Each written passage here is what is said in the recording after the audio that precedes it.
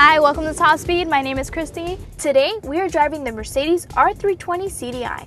This is one of the first diesel passenger car in the United States, and you can definitely see by its outward appearance that it boasts some power. The R320 is powered by a turbocharged diesel V6 engine.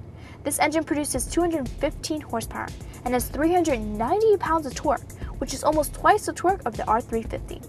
Don't be fooled by the 215 horsepower. What matters is its enormous amount of torque. The starting price for the CDI is $45,475. Our test vehicle costs $66,000 because it is equipped with the Mercedes Premium Package number 2. Now let's take it for a test drive.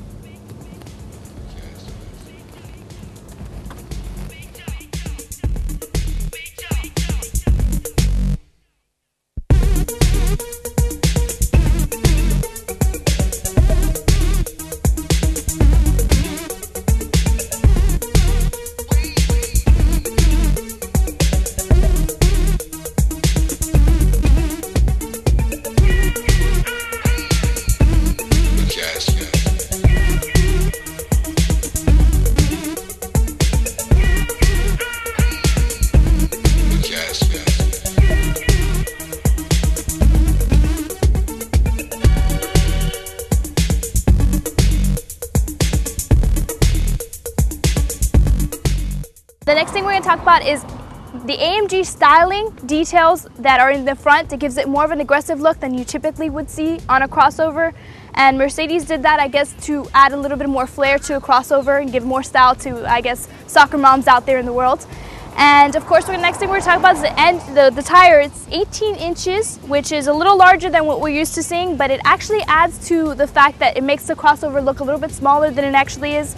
Because if you notice, the size from here to here is rather large, but it looks a little smaller because of the tires, and I think that really helps out a lot to give it a sleeker look.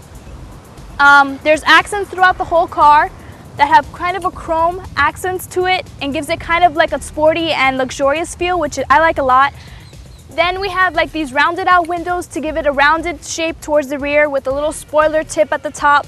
Inside the trunk, we've got this chrome accent, which adds a really nice touch to it. Then we've got a compartment here for your spare tires, and the back seats actually fold completely flat, which gives you more room in the back. And to close the trunk, you just push this button right here, which is not located in the best place for short people, and it just closes electronically, which is convenient. It is definitely obvious that we're inside a Mercedes-Benz interior. It is luxurious. It has the dash, which is two-tone, which is black and tan. It gives off a nice feeling. The center console, it looks like it belongs on a plane. It's got a lot of buttons to play with. It controls the audio, the satellite, the navigation, and the telephone, a couple more things. The most important buttons to mention on the center console for me is the suspension buttons. There's two. The suspension button, one controls the sport and comfort of the suspension to change the suspension from sport and comfort.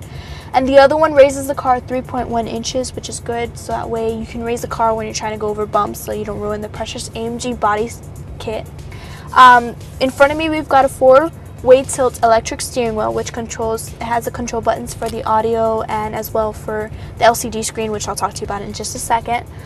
We've got an electronic transmission shifter, which is different. I'm used to pulling down, so it's different to just tap and that's it, and goes into gear.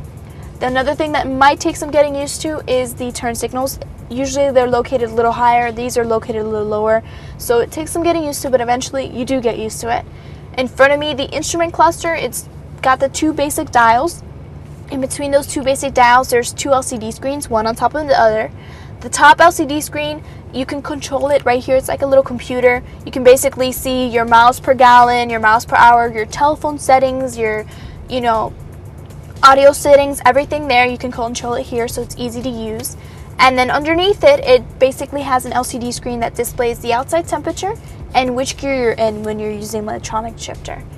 The windows are all one-touch power up and down.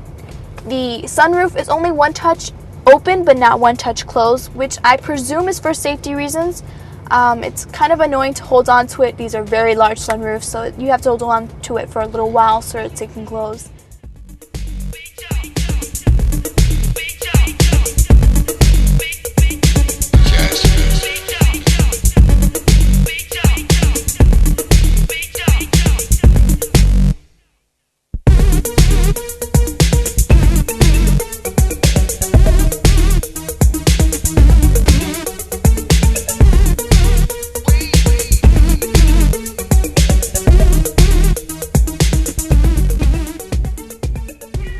The climate control for the rear is located on the center glove box. It's also really conveniently placed so that the driver and the passenger of the driver can reach it, so it's good for kids, so you can control it for your kids.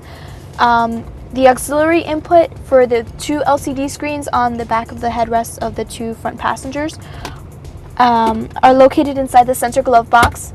There's two inputs, so you can put one input on one screen and another one on another screen, which is good, so that way if one child wants to see one movie, they can see one movie and the other one can see another one. The rear seats, you're used to seeing the bench seats, which is different to see two individual seats that can slide and retract by themselves, which makes it a little bit bad for the center seat. It's kind of narrow and looks uncomfortable. The rear doors are unusually large, and it's really good for getting into the third row seat. I personally have to say that the best place to be in this car is the rear seat. It's kind of larger back there and it feels more comfortable back there. Up here it's comfortable, it's just not as large and as spacious considering the size of this car. The overall feeling of this car is comfortable, luxurious, and spacious. After all, it's Mercedes. While test driving this car, I really feel a smooth and effortless drive.